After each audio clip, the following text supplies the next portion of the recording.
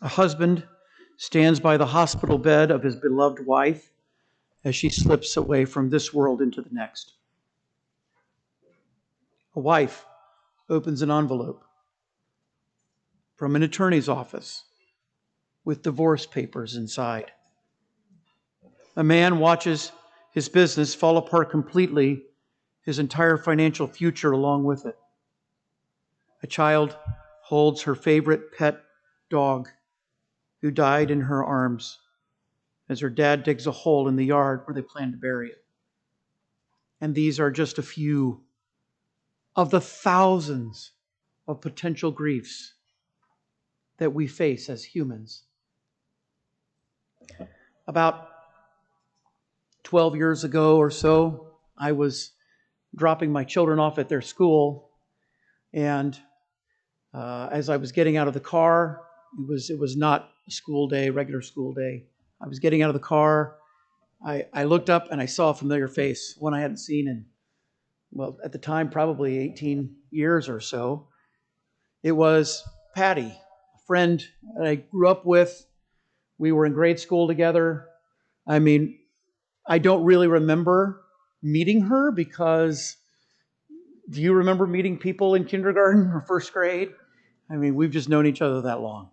I remember her sitting in front of me in one of the grade school classes, third grade, fourth grade. I don't remember which of those, but I remember she sat right in front of me in school. And then later, I remember conversations we had in high school. In fact, I asked her a few months ago about some of those conversations. And she said, I don't remember anything about high school. I've just blocked all of it out. So I started recounting to her, you don't remember us having this conversation? And she's going, okay, I kind of remember some of that. Well, it was maybe a year and a half ago, Patty was diagnosed with pancreatic cancer. And of course, as most of the time, that's fatal. And in her case, it was.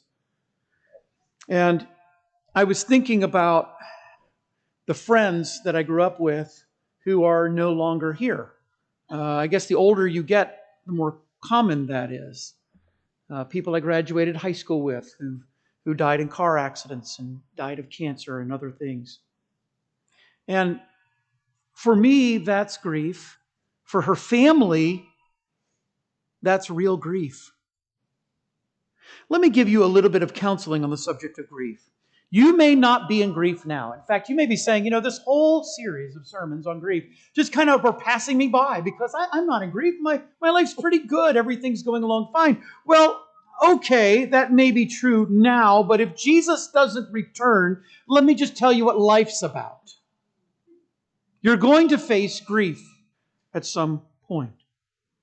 Grief is acute pain because of a loss of something dear or precious. It is deep distress, much greater than just mere disappointment. Or as Henry Wadsworth Longfellow wrote, into each life some rain must fall, the days must be dark and dreary. Now we've examined the life of David at least twice now, one that reminded us that God is with us in our griefs, one that reminded us also that we should be helping others who are grieving. But now I want to turn our attention to a discussion about this question. What do I do? Not what is God doing, not what should other people do, but what do I do when I'm going through grief? When I lose something or someone who is dear or precious, what do I do when I'm in deep distress? Naturally, one of the first questions people ask is why? Why me? Why did this happen to me? In 1969, Elizabeth Kubler-Ross published in a secular publication her view that people naturally go through 5 stages of grief. They go through denial and anger and depression, bargaining, and finally acceptance. This was her looking at people and kind of watching how they handled grief just from a secular sense. Now, people will say, well, scholars teach this really isn't precise. You don't necessarily go through all 5 stages, and I don't think Christians do, but I do think the question of why, which is very common even for Christians who are going through a crisis, who are in grief, they'll ask why. That really is kind of somewhere between denial and anger. To just say, why, God, did you let this happen to me? And I think naturally on its heels then comes a question that is somewhere between depression and bargaining, which is, what do I do now? And I have sat with people who are in grief, and I have heard them say, why me? And then I have heard them say, and look at me and say, Pastor, what do I do now? What am I supposed to do now? And I think that question is really, where should I go? What comes next? Well, number 1, prayer is the best first response to grief. Now, grief is something that threatens our peace. It's the result of something threatening our peace. If you go back to chapter 23, 1 Samuel 23 and verse 7, Saul is chasing David, and David had come to the city of Keilah, and Saul says, okay, God's delivered him to my hand. And if you go to chapter 27 and verse 1, you see kind of David's conclusion of the 10 years of running from Saul. David says, I'm not going to make it. There's no way out. One day I'll perish at the hand of Saul. David's life is actually threatened because of Saul's pursuit of him. I don't know about you. Very few of us have ever really had our lives threatened by someone else. Saul desired to murder David and to murder his family, and I think that's a threat to peace. Don't you? I mean, my peace would be upended a little bit. I had a guy in high school tell me he was going to kill me. I don't remember exactly what I did to make him angry. I hope I'll never do it again. He was really mad.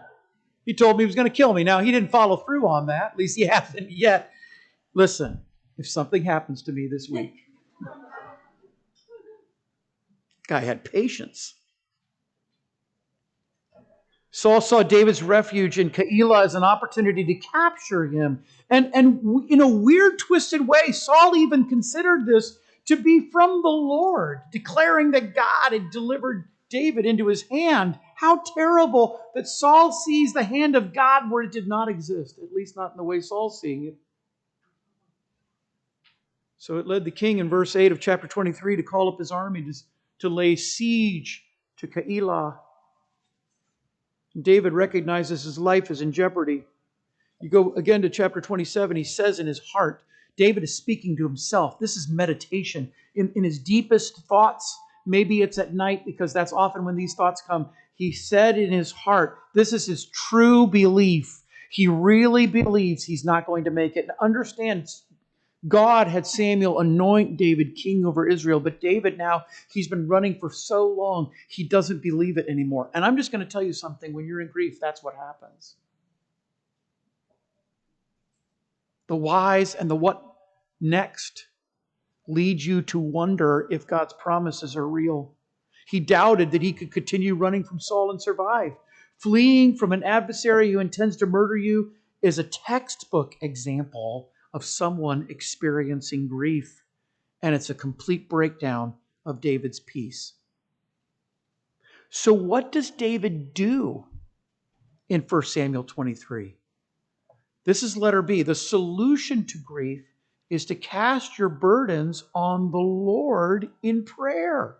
It says in verse 8, David knew Saul secretly practiced mischief against him. It was an open secret, right? That Saul's trying to kill him. So he says to Abiathar, this priest, the priest of Nob that he had saved, this young man who's now with him, bring me the ephod. He's looking to actually consult the Urim and the Thummim.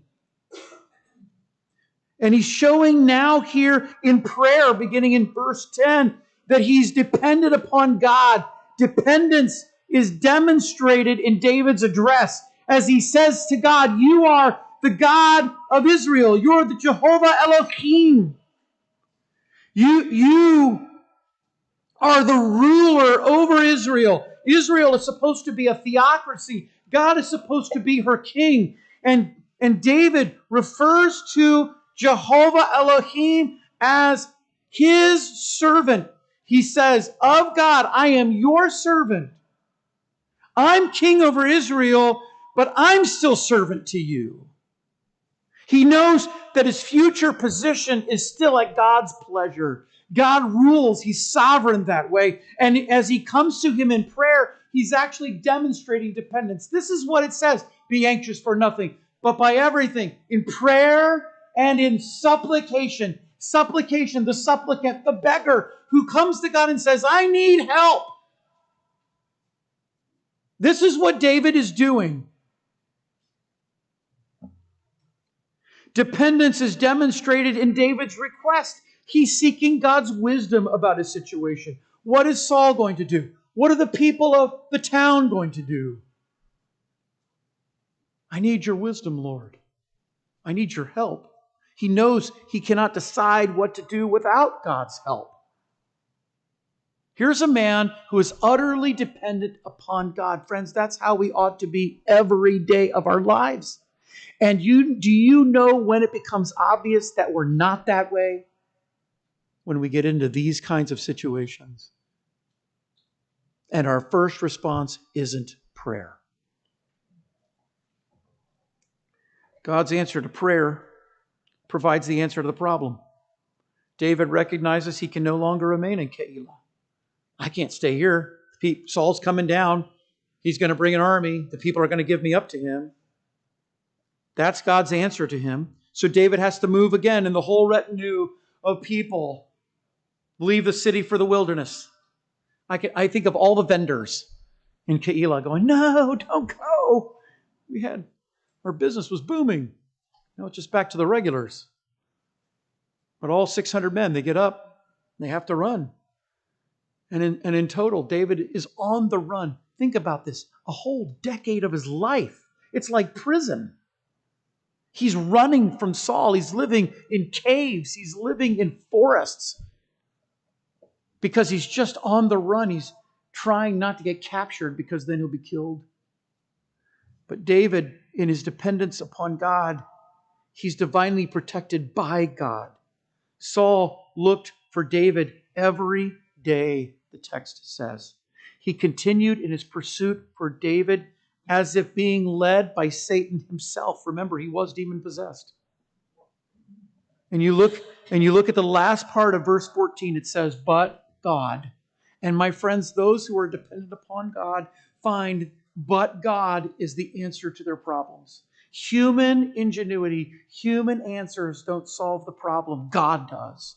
And when you come to God in prayer, when you're being chased by someone daily, chased by sin, chased by trials, chased by struggles, chased by loss, when you find yourself in that kind of condition, it's but God that's the answer to your problem.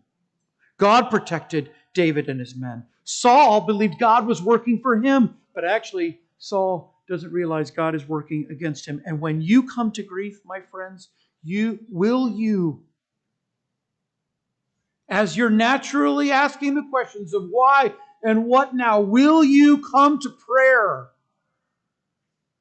All of these things should bring you back or renew your commitment to total dependence upon God for you to say in that moment of grief, God, I can't do this.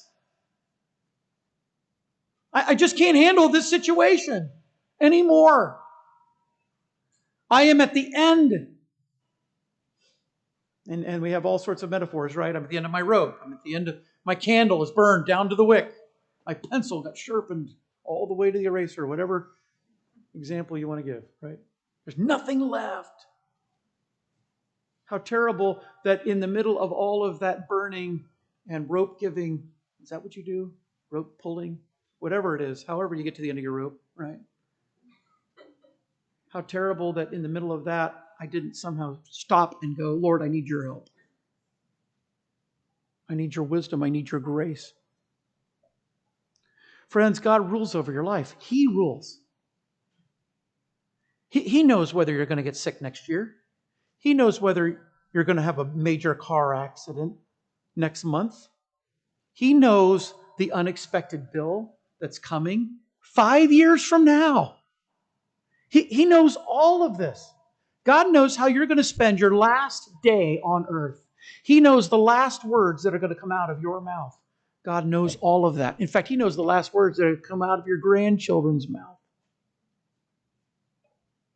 God knows. He rules over you, and the problems are never outside His control. Who better to rule you than God? He is Jehovah, right? That's what David says. You're Jehovah. You're the all-existing one. All the gods of all the people who live around me, they're just wood and stone and metal. They're nothing. You're the one who created all things. You are Elohim, the Creator. You're the one who in the beginning created the heavens and the earth. And no one is in better position to help you in a time of grief than God is. Yes, your grief hurts, and it stings even intensely. But God still holds you close to Him, and He carries you in His arms like a shepherd carries a wounded sheep. My friends, His rule over you is ever influenced by His love. So you suffer now, but not alone. You suffer now, but not forever. You suffer now, but not unloved. You suffer now, but now is soon past. And suffering returns to peace again. He rules over you. Go to Him in prayer. His wisdom is the only wisdom worth having. I mean, everybody when you're in trouble is prone to give you advice. They may be well-meaning. Maybe not. It'll be like Job's friends trying to give you the best advice they can conjure up. They may be even influential people. If you're older, maybe it's an adult child trying to get Mom, Dad, listen, here's what you got to do. It might be a parent, and you're an adult child, and the parent's now telling you, well, back in my day, it may be that. Okay? It may be a sibling, brother, sister.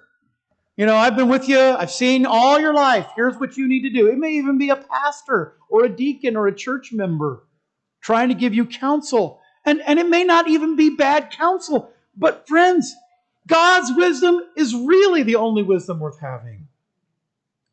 And how awful it is, the more education you have, your education kicks in, what you know. Or the more experience you have, you start saying, I know what to do because I've been through this already before. Or I know what to do. I've read about this in a book. Or I know what to do. I've been taught how to handle this crisis.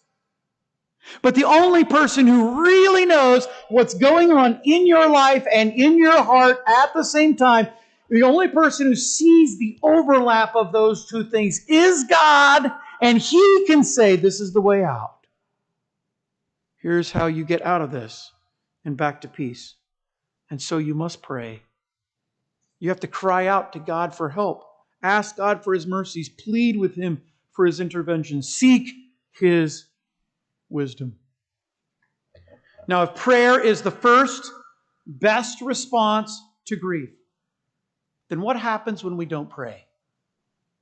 Let's go over to chapter 27. This is point number 2. Prayerlessness in times of grief introduces new problems. See, grief influences decisions, doesn't it? I mean, those of you who've been through some pretty heavy grief, doesn't it kind of influence your decisions? It kind of controls a little bit of the way you think. David said in his heart, in verse 1, I'll perish one day by the hand of Saul. I mean, it's coming. There's nothing I can do about it. It's better for me that I should run to the Philistines. I'm going to go to my enemies. Maybe then Saul will despair of me and seek me no more in the coast of Israel, and I'll escape out of his hand. So David arose and passed over with the 600 men to Achish. You know what grief does? It makes you think you have no other options. In the moment, when you can't think because you're feeling, and even if you're the most intelligent of people, you'll feel in the moment of grief. You're feeling. It's hurting. And so you're having trouble thinking clearly, And what happens is you feel like you're boxed in. I've got no other options. So just like David, you say, what's better for me? This is obviously the best plan. This is the path. David says, I'll escape to the Philistines, my enemies. By the way, this is something David had done before. If you want to read or later, go back to chapter 21 and read how David went to the Philistines and was with Achish at one time earlier. His intent, he thinks, is the right one. I need to get Saul to stop chasing me. But do you see what he's doing here? He's a man who's thinking in his moment of grief, what's best for me, not what does God want me to do right now? I mean, when things are pretty good, right? It's pretty easy to think, okay, Lord, what do you want me to do? What do you want me to do right now? When things get hard, you think, how do I get out from under this weight, this burden? I got to get out from under. I'm feeling crushed. Do you know what pastors do? I'll let you know a little pastoral secret. Do you know what pastors do? When things get hard in their church, they tend to leave. Did you know the average pastor stays at a church about 3 years? That's about the average now. If you're an assistant pastor, it's about 1.5 years. You stay for 3 years. Do you know what those 3 years are? Let me tell you how it works in pastoral world. The first year in a new church is the honeymoon year. Everything's great. You can do no wrong. New people are coming, and they come through the door, and all the people who've been there before are saying, boy, if you'd only been here 10 years ago, that old pastor was terrible, but you are so great. Every sermon you preach is easy to understand, and I love it, and every decision you make is so good, and you're really the best thing that ever happened to that church. That's year one. And if every year could be year one, pastors would never leave a church, right? I mean, who doesn't want to hear that? Then year two happens. In year two, it's more a little down to earth. People are getting to know you a little better. They get to know what's going on in your heart. They've heard you say things you shouldn't say. They've seen you do things you shouldn't do. And the shine comes off a little bit. And the little old lady is not sitting at the back of the church building going, Pastor, that was the best message. Thank you so much. That kind of stops happening every Sunday. And then year three, the dreaded year three. That's when people finally know you completely. They've met your kids up front, close and personal. They've met your wife. They know you. You know them.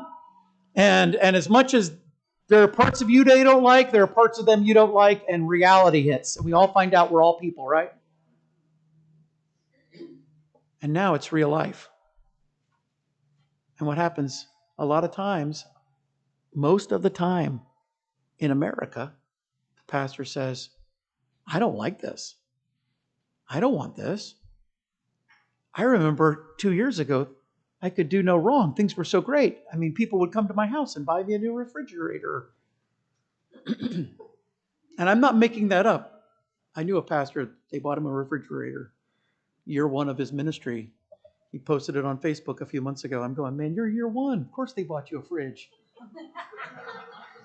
Guess what you get in year three? You know, the moving truck shows up at your door. Hint. I mean, it's different. And they leave. Because they start doing what's in their own interest. See, David, do you realize what's not in chapter 27? There's no mention of God. Nowhere is David praying. He's just ruminating on his own situation, weighing the pros and the cons. He's got his piece of paper out. Pros, underline. Cons, underline. Over here, he's got all the things. Over there, we've all done that. You know, over there, pros and cons. Trying to weigh. Okay, do I go? Do I stay? Just like the businessman in James 4. I think I'll go into such a city and buy and sell and get gain. This makes sense, business-wise. But David has the wrong list in his hand, folks. It ought to be his prayer list, not the pros and cons list. I don't seek the wisdom of God by looking at pros and cons. I seek the wisdom of God by saying, God, you who know everything, you who are the one who sees all, would you, as you have promised, give me your wisdom? That's how you make a choice. And he takes the path that he believes will bring him relief. And he doesn't have any idea of all the unintended consequences of his choices. Do you realize, friends, this is what happens when you take a decision outside of the will of God. David is living outside of God's plan for him. When you don't consult God, what it does is it encourages you to make a decision outside of God's wisdom. There's always another option. When you're in trial, when you're being tested, doesn't God make a way of escape so that you're able to bear it? Isn't that the promise we have in 1 Corinthians chapter 10? David's grief from his struggle influenced his decision to move apart from God's wisdom, which, my friends, is always a mistake because he doesn't pray about it. He has no guidance from the Lord. In fact, it's very interesting. If you want to see this, look over at chapter 23 and verse 13. And if you're using a modern translation, it may not read it quite this way, but I promise you in Hebrew it does. In verse 13, it says, David arose. David and his men, which were about 600, arose. You see that? David arose. David moved. Now go over to chapter 27 and look at verse 2. And what does it say there? David arose. So the same action. In the first case, David is taking action that God has told him to take. Here's what you should do after consulting God for wisdom. But in the second case, David does the same action without consulting God. He should be thinking, if the Lord wills, if this is God's plan for me, this is what I'll do. You know, you who are about to go to college, or you're in college, or you'll be out of college, you're out of college just barely. You're just starting life. You've got all these things ahead of you. You've got houses to buy and children to bear, and just the ladies, but children to pay for. That's the men, right? And the ladies too, actually. The ladies do it all. I'm going to dig myself in trouble if I keep going down this path, so I'm going to stop. You've got all this ahead of you.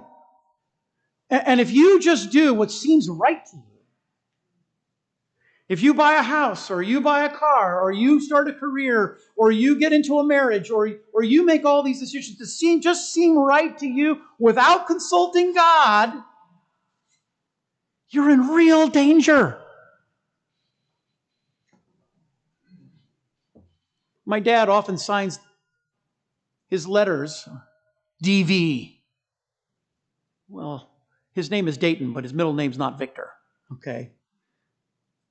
DV. Deo volente. It's Latin. The Lord wills. If God wills. James 4. I'm going to go in a city. I'm going to buy and sell, get gain. That's just a businessman's decision. He's just looking at the markets. He's just gauging the business. Does this make sense? If I do this, I can sell these wares. I can get this money. I can use this. It's business decision. And James writes, you should have asked, if the Lord wills, I will go into a city and buy and sell, get gain. Because you don't know, but your life is a vapor. And I think James is actually looking back at a lesson that Jesus taught about a parable of a man who, when he was being prosperous, he said, I'll tear down my barns and build bigger. And I've heard preachers preach on that parable and say, this guy is a fool. He is a fool because God calls him a fool, but not because of his business decision. He needed more barns. What was fool is that he didn't consider God at all. You don't know your life's a vapor. Thou fool, tonight your soul will be required of you. And then who will those things be? My friends, we have to go and say, this conflict that David is facing is not about life. If David dies, if God lets Saul capture David and David dies, is that what God wants?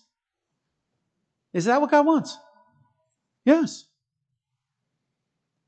If I'm out driving on some of these roads that are just getting crazier as we get more cars. I watch people run red lights now almost daily. I mean, run the red light. Not, they speed up and they're still 4 cars back when it turns red. And then 1, 2, 3, just, okay. Well, if God has it so that you get hit by a car, that's His will. If God has it that you come down with a horrible illness, that's His will. I'm sure that a few years ago, my friend Patty wasn't thinking, oh, my children are getting to an age, they're starting to marry, and soon I'll have grandkids. She wasn't thinking in her mind, maybe God's going to end my life and call me to be with Him. I don't think she was thinking that way. In fact, in her last email to me, she said, I haven't told anybody this. She said, but I want you to know because you asked, it looks like this is going to get me. But she said, this is God's will. Now, I'm looking at that and I'm saying, that's a person now who has drunk deeply from the well of this scripture. Because the conflict isn't about life. David's all about preserving his life. He's not thinking how God is thinking at all. Because what does God think? How does God think? God is always about glorifying Himself because He's God. He can't glorify anything better. It sounds selfish, but in reality it makes sense because there's nothing greater than God to glory in. So He has to glory in Himself. And so a believer who's really thinking this way, here's what he says. If I live to God. If I die, I die to God. Or as Paul wrote, for me to live is Christ and to die is gain. I mean, if somebody steps into your car, puts a gun to your head and says, drive, let me tell you what I'm going to do. I'm going to get on the highway and see I'm going to open that thing up. I'm going to see how fast I can go. And I'm going to look at that guy and say, let me tell you something. In a second, I'm going to steer this car into the nearest big oak tree. And both of us are going to be in eternity. I'm going to heaven. Where are you headed? What a witnessing opportunity. I mean, that's awesome. And if you shoot me, we're certainly going into that oak tree. Good luck. Now let me tell you about Jesus.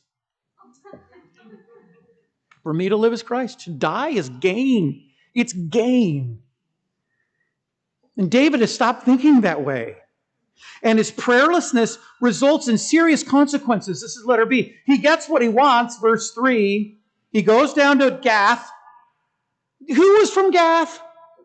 Do you remember? Big giant dude? Goliath of?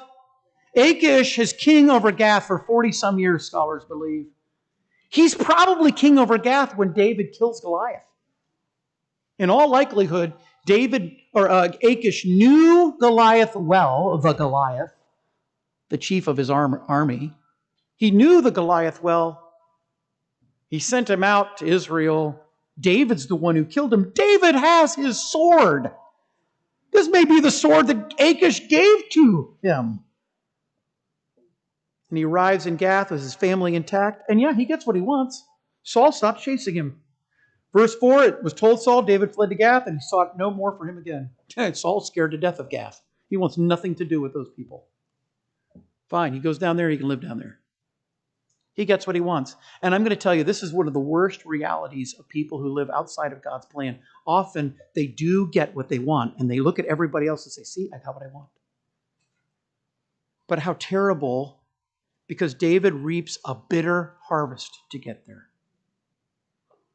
You see, that little part where he talks about the people and the places, David invaded the Geshurites and the Gezrites and the Amalekites. But then when he talks to Achish, he says, I was with the Jerahmeelites and the Kenites and the south of Judah, the Negev of Judah. Verse 11 says, how could David lie like that and get away with it? Because he's lying right to Achish's face. He's playing a double life with Achish, right? Achish thinks David is out raiding Israel. That he's actually taking out parts of Israel. He's furthering the Philistines' cause. The whole time, actually, David is raiding the enemies of Judah, the place where he's going to be the king. And he's getting away with it. How's he getting away with it? Well, he commits genocide against the enemies of Israel. There are places in the Old Testament where God said, kill everyone and everything, but it's not universal. And what David's doing here, my friends, is murder. And the writer tells us why. Verse 11, David saved neither man nor woman alive to bring tidings to Gath. Notice he doesn't kill the infants, men and women. Why? Lest they should tell on us. We can't let anybody talk. Everybody goes. These are little villages of people. And David has his 600 warriors, and he rides into town, and they just kill everybody, all the adults. They save no one alive. So no one can go run back to Saul and tell what David is doing. And he's playing this double life with Achish. He's living lies. He's living a lie, hoping not to get caught, hoping that he got everybody in every town. And he's committing genocide against the enemies of Israel, not fighting against the armies of these enemies. He's fighting the people. He's killing the citizens. This is why I believe later on that when he wants to build the temple, God says, no, you're a man of violence. You're a man of blood. It's not just because David was head of the armies. No. David is not a good guy all the time. Because our entire picture of David is sometimes controlled by the way we were taught in Sunday school, and we're only taught the high marks. You know, David got the whole sling, got the cheese, and his brothers, and Goliath, and then the armor, and then the next story, you talk about David playing the harp, and he just looks like such a great guy. And there's a lot of David that's good. He is the man after God's own heart, but he's still a man, and he does a lot of really horrible things. Do you see the problems that David's prayerlessness caused him? Yes, he got what he wanted, but it cost him his integrity and it cost him his morality. What a steep price to pay. It's kind of weird to think about this, but lying and murder, where do you hear those two things together in Scripture? That's Satan. He's a liar from the beginning, and he abode not in the truth, and he's a murderer. And I really think here, David, because he hasn't consulted God, is being led astray by the devil.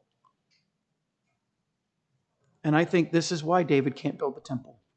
In 1 Chronicles 22:8, he was a man of violence. My friends, when you come to grief, you can rely on yourself, your experience, your education, even other people, or you can turn to God in prayer. You don't have to be the smartest person. You don't have to be the wisest of sages. You don't have to have all the experience in the world. You can be a teenager, just kind of starting out your Christian life, and you can still go to the Lord in prayer. You can be in grade school, and you can go to the Lord in prayer. Lord, I need your wisdom. You can be in college and say, God, I don't know what you want for me in my life.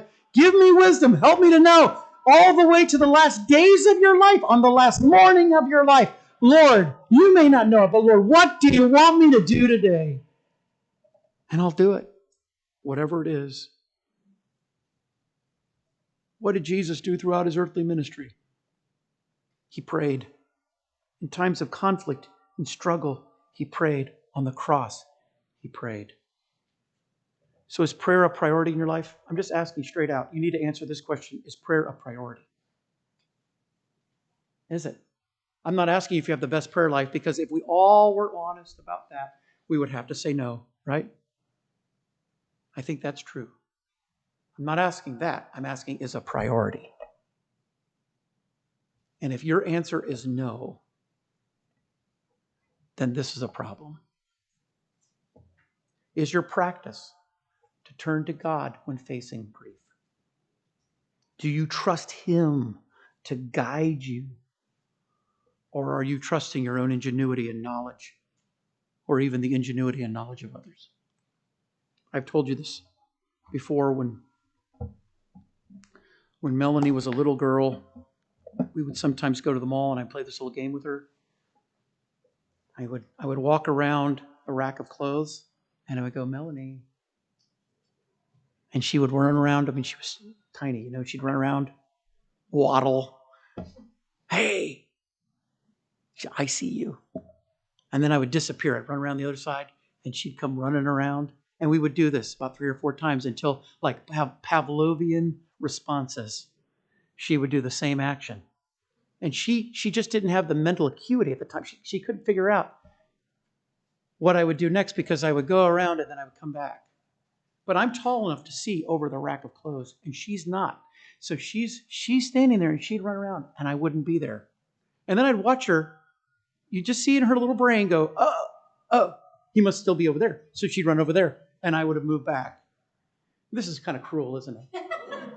And then she would go, and she'd run back around, and I'd move back around. And we did this a couple of times in Belk, and then she went, ah! That was the last time we played that game. And that's the cry for Dad. And when you're in grief, that's the cry for Dad. I need your help. I need your wisdom. I need you to guide me. Let's pray. Lord,